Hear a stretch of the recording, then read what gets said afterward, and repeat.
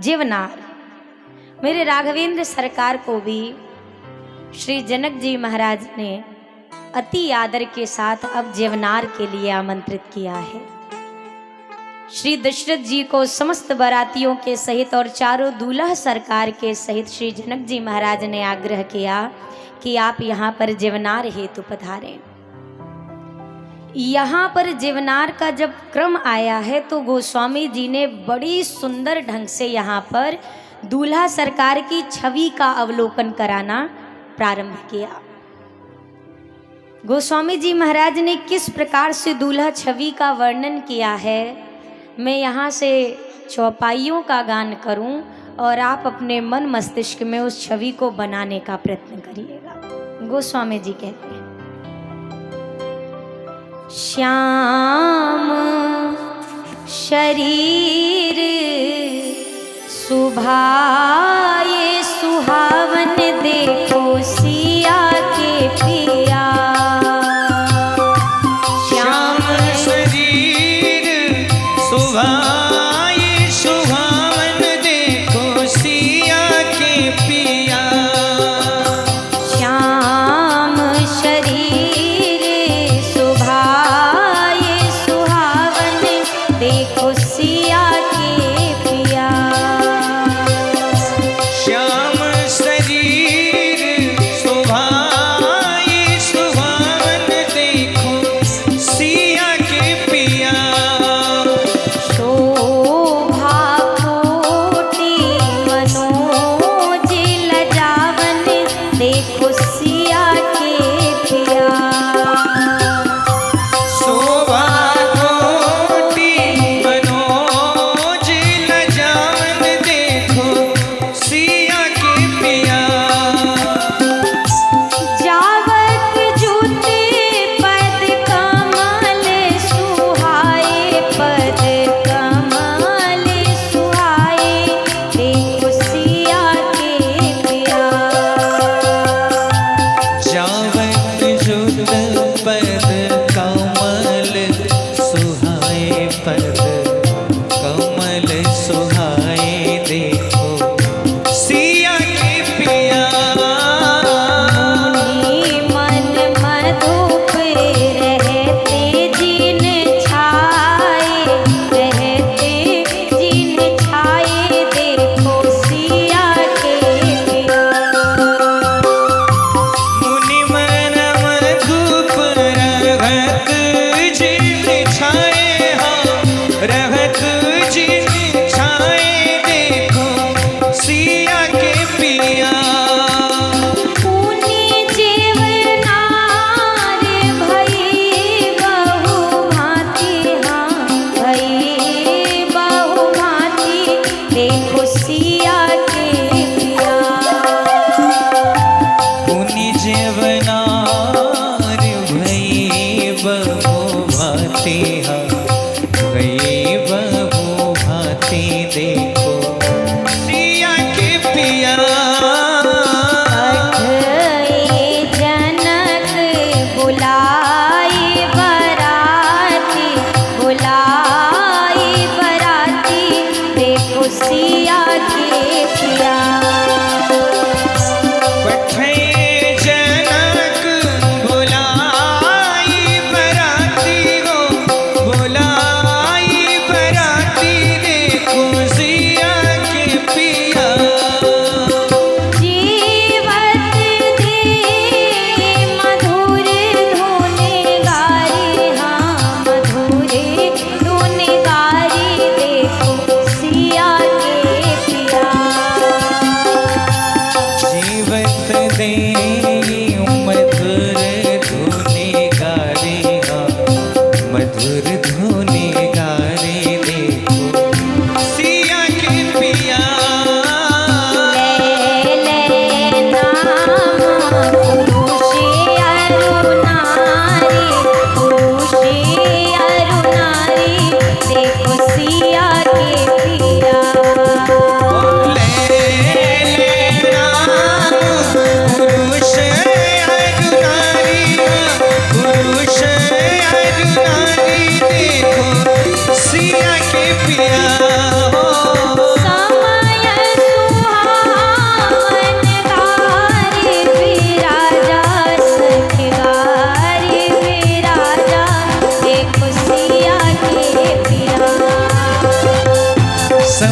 सुहावन गारे विराजा सखी गारे विराजा देखो सिया के पिया हो हंसते राहो सोने सहित समाजा हंसहित समाजा देखो सिया के पिया हसत राम सुनी सहित समाजा सुनी सहित समाजा देखो सिया के पिया ओ श्याम शरीर सुहाए सुहावन देखो सिया के पिया श्याम शरीर सुहाए सुहावन देखो सिया के पिया। इन चौपाइयों में गोस्वामी जी ने बड़े सूक्ष्म रूप में बड़ा विशाल वर्णन करने का प्रयत्न किया। गोस्वामी जी कहते हैं आज मेरे दूल्हा सरकार कैसे लग रहे, श्याम शरीर सुभाए सुहावन देखो सिया के पिया शोभा कोटि मनोज लजावन देखो सिया के पिया।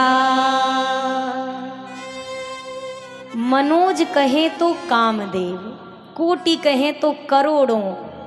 गोस्वामी जी ने कहा राघव जी की छवि देखकर करोड़ों कामदेव लज्जित हो रहे हैं।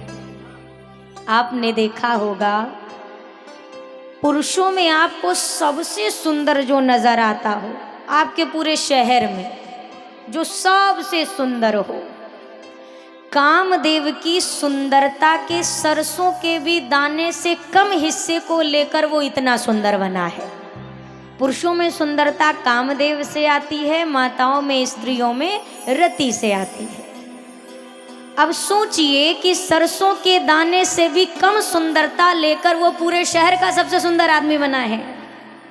यहाँ राघव जी को देख करके एक कामदेव नहीं, सरसों का दाना छोड़ दीजिए, पूरे के पूरे कामदेव, एक नहीं करोड़ों कामदेव आज शर्मा जा रहे हैं कि सुंदरता के देवता हम, पर ऐसी छवि तो हमारे भी किसी कोने में नहीं है।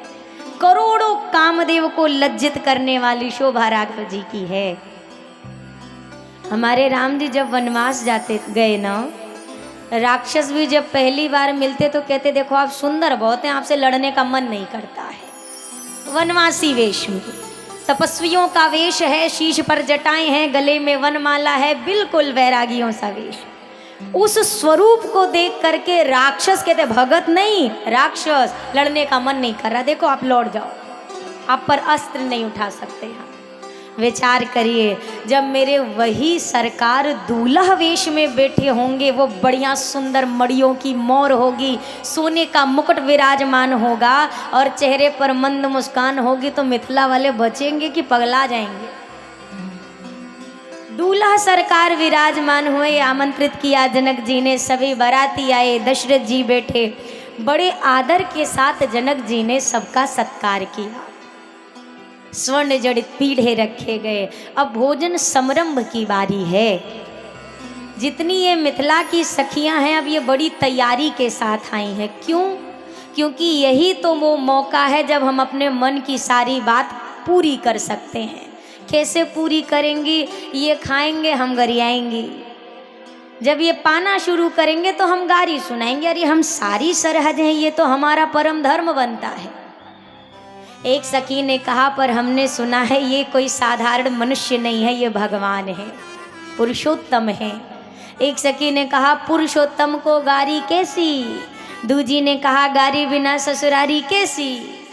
वो ससुरार क्या जब दुल्हा सरकार बैठे और उन्हें मंद मंद गारी ना सुनाई जाए।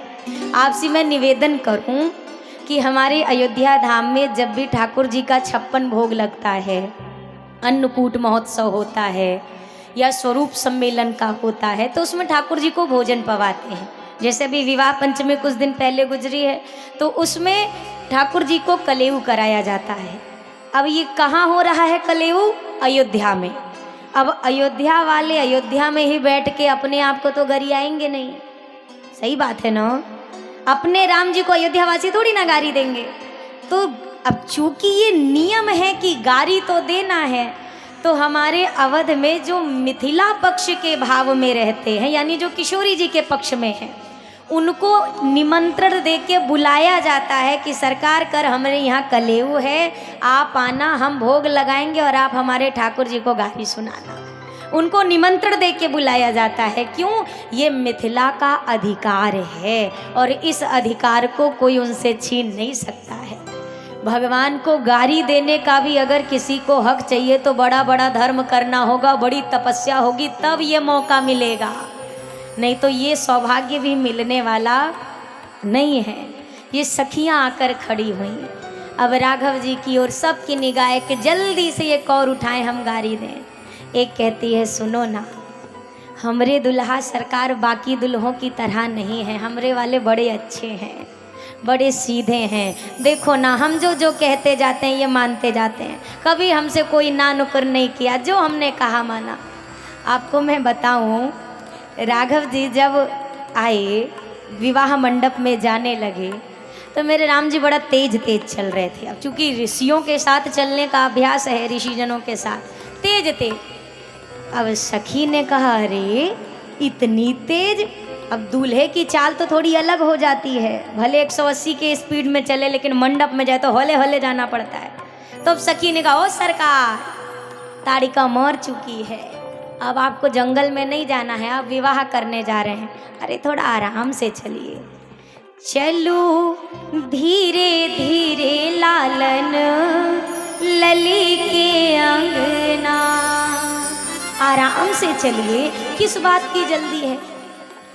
अब राम जी तो हमारे राम जी अब चलने लगे एकदम मई धीरे, एक कदम धरें, फिर थोड़ा देर रुके रहें, फिर दूसरा धरें, फिर रुकें। सखी ने कहा, ऐसे तो मुहूर्त निकल जाएगा, महीनों में ब्याह नहीं पूरा हो पाएगा।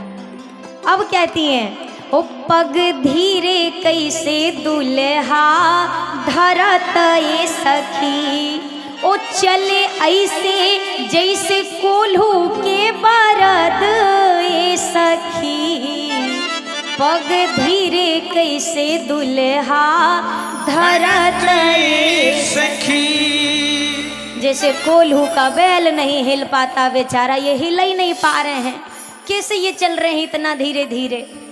लखन लाल बगल में ही थे। लक्ष्मण जी ने कहा, भैया अब आप चलबे ना करिए, खड़े हो जाइए, 2 मिनट हमको इनसे समझ लेने दीजिए कि कौन से स्पीड में चलना है।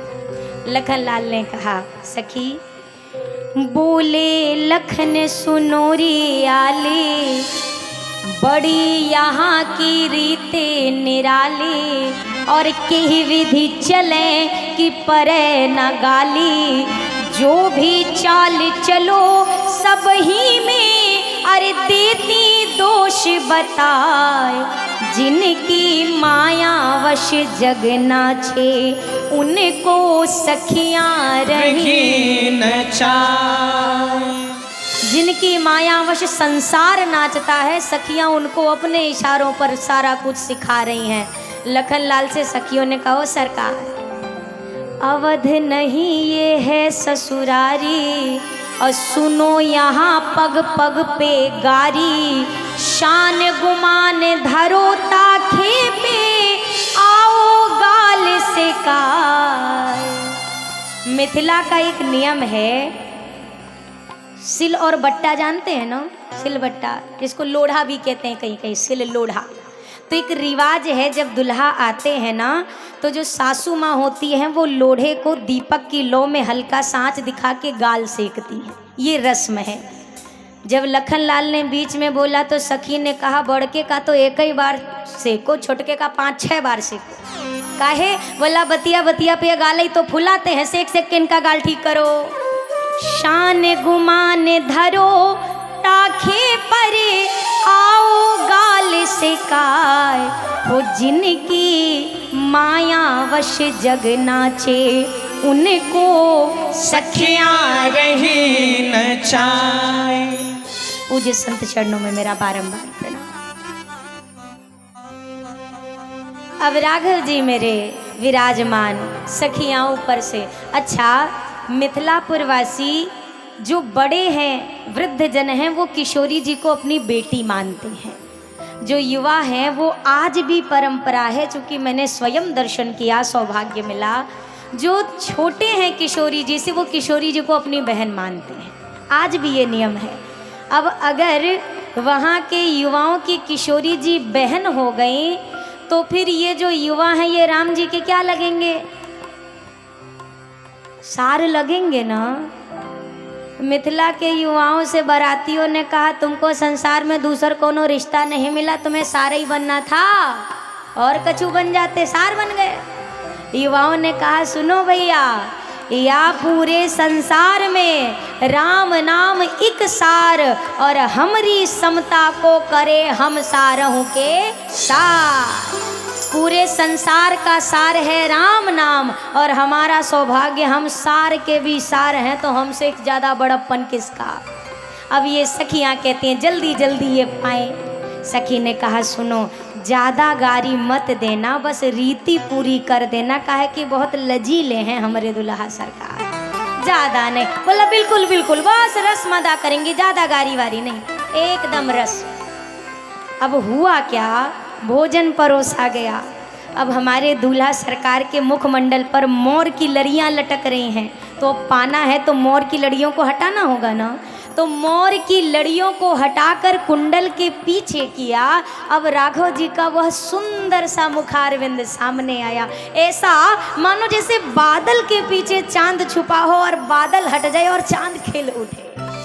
राघव जी का जब मुखड़ा सामने आया, अब ये सखियां जितनी डायरी याद करके आई थी, अब ये तो भुला गई, एक टक राम जी को देख रही। तब तक बारातियों ने सबने भोजन की ओर देखा, पाना शुरू करना है। इतने में हुआ क्या, मेरे राघव जी ने धीरे से ऊपर सखियों की ओर देखा। ओहो हो, सारी मेंटेन डायरी खराब हो गई। जैसे रघुनंदन ने ऊपर देखा, हुआ क्या, राजे की बातें सुनो सजनी, मड़वा में भयो एक अचरज भारी, जीवन बैठे सभी सूते चारे, सब नारी चढ़ी मिथिलेश अटारी, देखत राम को रूप अनूप, भुलाय गई सुध देख निहारी, भूले गई अवधेश को नाम, और देने लगी मिथिलेश गारी। गारी देनी थी अपने समधी जी को, यानी दशरथ जी को। अब जितने जगह पर दशरथ जी का नाम लिखना था, उतने जगह इन्होंने जनक जी का नाम जोड़ा। अब अपने घर के आंगन में खड़े होकर अपने जनक जी को गारी सुना रही। अब मिथिला में जो पड़ोसने ये बैठे, जनक जी महाराज के ये कहा हो गया इनको, ये हम ही को गारी दे रही हैं। आई थी बाराती को गारी देने, उल्टा हम ही को गारी। एक सखी ने कहा, महाराज हमको बहुत देर से देख रहे हैं, कुछ गड़बड़ है क्या?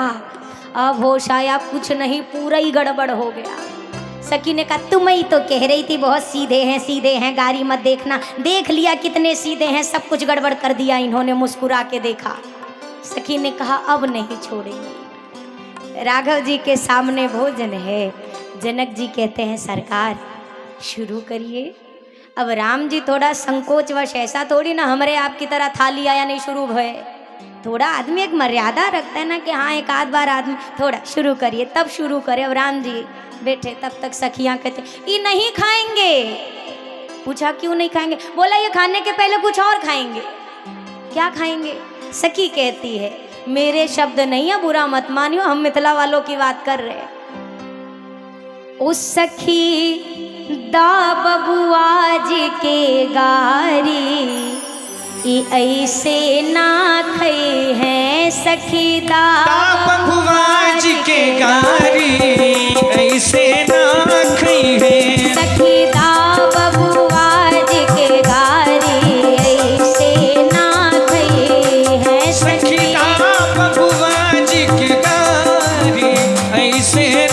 खई है। दुल्हा आए ससुरारी ऐसे ना खई है। दुल्हा आए ससुरारी ऐसे ना खई है।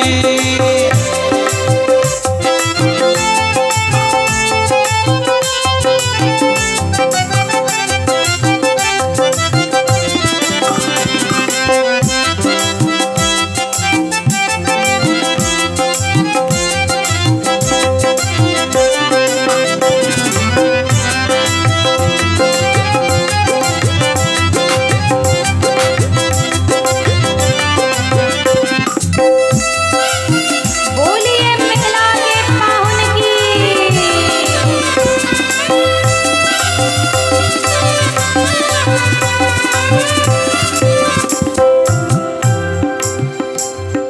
पहली गारी दाइन के गुरुजी के। गारी दाइन के गुरुजी के। पहली गारी दाइन के गुरुजी के। गारी दाइन के गुरुजी जिनके के। पाकल पाकल लंबे दाढ़ी ऐसे ना खई है। ओ जिनके पाकल पाकल लंबी दाढ़ी ऐसे ना खई है। दुल्हा आए ससुरारी ऐसे ना खई है। ओ दुल्हा आए ससुरारी ऐसे ना खई है।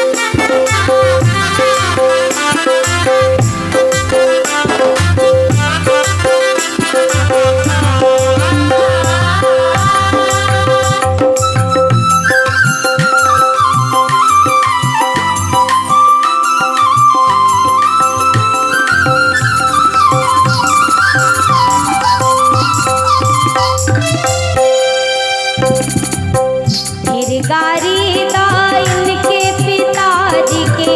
फिर गारी दाइन के पिताजी के। फिर गारी दाइन के पिताजी के। गारी दाइन के पिताजी के। एक पुरुष पे तीन तीन नारी ऐसे ना खई है। एक पुरुष पे तीन तीन नारी ऐसे ना खई है।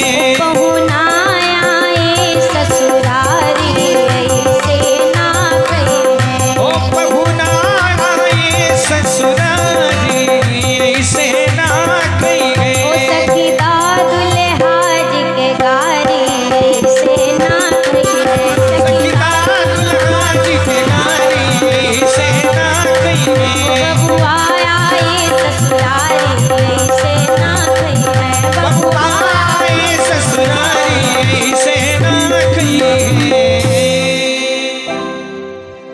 उस सखीदा बबुआ जी के गारी ऐसे ना खई।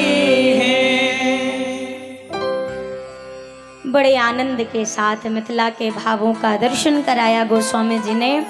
तदुपरांत संत जन कहते हैं कि 6 महीने तक बारात मिथिला में रुकी।